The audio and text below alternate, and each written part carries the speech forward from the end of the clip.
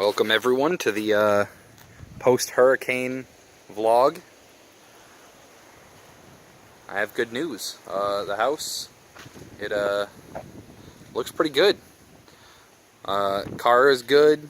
We had a couple casualties, a lot of trees down from what I can tell looking around. As you can see, you know, the tree, my mom's front yard is gone, and you know, it's still a little windy, just got some stuff falling off and all that, but anyway, it looks all right. It looks like we got quite a bit of water in my mom's neighborhood.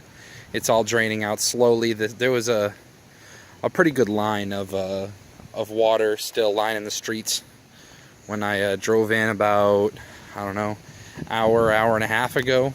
It's a long drive from Tampa to Palm Bay. Most people haven't come back yet. Actually, never mind. There's a decent amount of cars here. I'd say it's probably split 50-50. Most people planned on coming back tomorrow.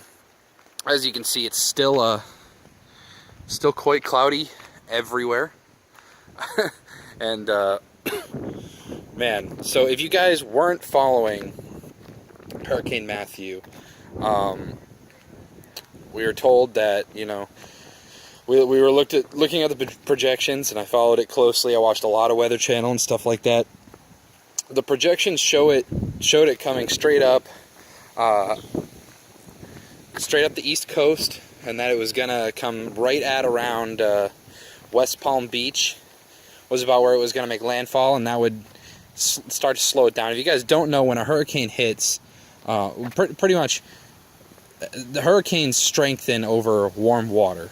You know, that means there's no friction for it. It allows the hurricane to spin up. If you can imagine like a figure skater spinning up, and you know how they move faster when they bring their arms in and they get, you know, really tighten up on the spin to go fast. That's what a hurricane does too.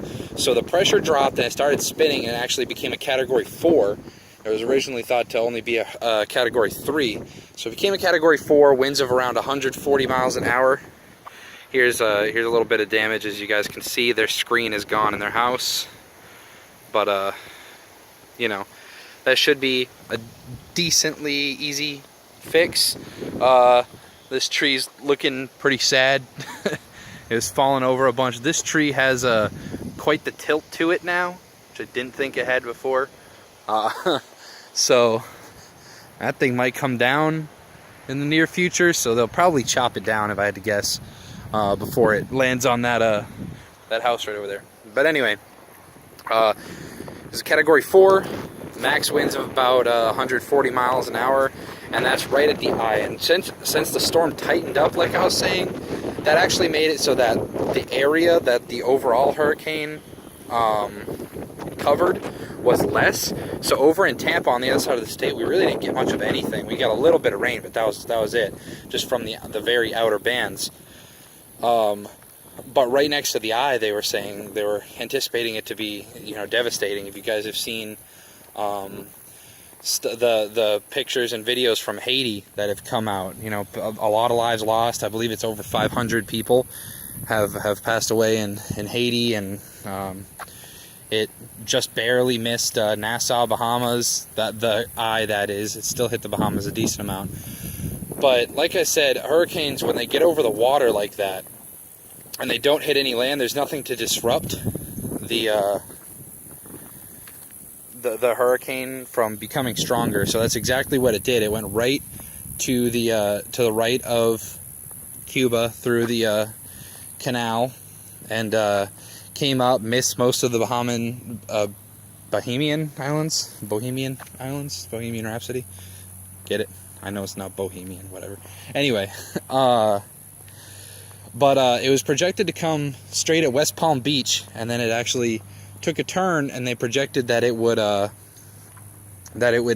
end up hitting a little north of that if it were to make landfall, which is bad news for us, because right here, the town of Barefoot Bay is about, I don't know, I'd say 20 miles north of Vero Beach, and it was supposed to hit Vero Beach like right at it. That's where the eye was going, was straight at Vero Beach, and they said the north side of the storm is where the winds are at its worst.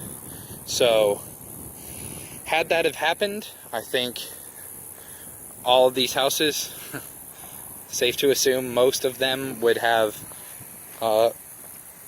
damage, if not all, and probably a lot of them would have been completely gone. So I'm very thankful that it looks like this.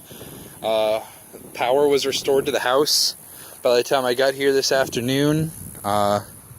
It looks like they probably lost power for a decent amount of time, but they actually got power on very quickly here as far as restoring power. There's still a lot of people that don't have power along the coastline, and my thoughts go out to everyone in Jacksonville and stuff like that, and South Carolina might still get hit, but it looks like the storm's actually dying down quite a bit. But things could have been much worse than a bunch of tree shrapnel and a couple missing screens. So I don't know. I'm proud of how everyone. I apologize if that's really loud. I'm proud of how it was handled by state officials. I have a lot of people my age that didn't take this hurricane very lightly because they've never, or they did, yeah, they took it lightly because they've never seen one that size. Category 4 hasn't hit the East Coast in a long time, or ever. A Category 4 has never hit the East Coast of Florida ever, and we haven't seen a Category 4 hit Florida in a long time. And technically, we still haven't had a hurricane hit the East Coast yet because it didn't make contact with the East Coast. It could be making it up north a little bit, but like I said, it's weakened, so it shouldn't be as bad. But if it would have came on land, we would have been seeing winds of around 120, 130 miles an hour. And instead, Barefoot Bay, which actually saw the worst winds of anywhere over in this area, they only clocked the winds at 74 miles an hour, which that's still a lot of wind. You still don't want to be outside during that. As you can see, it's enough to rip apart some trees, but that's about it. It knocked down, some rain gutters and stuff like that, and if people didn't secure some stuff down, like, I don't know, buckets or a pile of rocks or something, then it was enough to blow that. But for the most part, we got very lucky because it was supposed to hit here around 2 or 3 a.m. last night, and at about midnight, 12:30, it decided to turn east instead of coming straight at us. So we got very lucky. I hate all of the memes going around because it's just going to reinforce. It sucks because anytime a disaster happens, it seems like that's when people take it seriously. Like, they take it seriously after. Like, people only buy home security after their house gets broken into. They only replace the batteries in their smoke detector after their house burns down the first time, kind of thing. And it's a shame. And it's kind of one of those things where people are going to keep making fun of hurricanes until we get a hurricane that completely just destroys everything, which is sad. But, yeah, my mom actually just messaged me. What did she say? They're announcing the port will not be opening until tomorrow afternoon, so we get extra time on the ship. My mom was on a cruise. She ended up being in, like, the best possible place you could be. That's a Slarf's old house. You guys wanted to know. We live, like, you can actually tell, like, so you see our houses, see how close they were together. I've always told you guys on stream about how close we actually were. I can, oh god, it's still wet, so most of the grass is still really wet. I'm stepping in a lot of water here, but if you look back here, this is what we're a little worried about. We have this massive tree that overlooks the back of Charlie's house, but the winds were actually coming in from the west, which is over this area. So it was coming back this way, right towards my mom's house.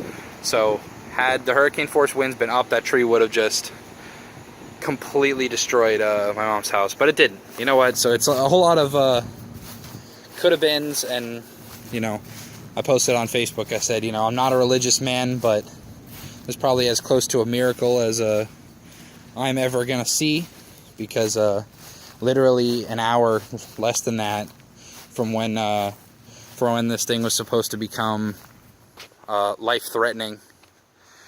It took a turn to the east. So I apologize for the length of the vlog, but hey, you guys got to go on a good walk with me. Are you tired yet? You feel like you've had some good exercise, hopefully. Either way, I should be back on making videos soon. I think, or I hope, that Trey and Charlie are going to keep the daily streak going up. I had one going up today, Molochnas, that I had saved, that I scheduled a couple days ago. But I hope you guys that are also in Florida on the East Coast, I hope you're all safe.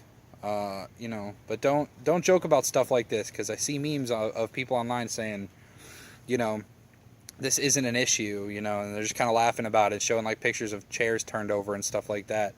But you got to think, like, go look up the pictures of the people in Haiti. You know, you're kind of mocking them if you're saying that it wasn't that big a deal, because to them it was a big deal. And you know, for us, we just gotta, we just had a tree get blown over that we got to chop up.